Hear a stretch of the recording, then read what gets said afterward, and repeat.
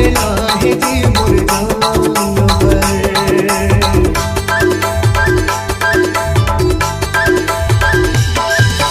दिन रात दोहा घर के गोदामा भूल के हवे की सजना सवरना।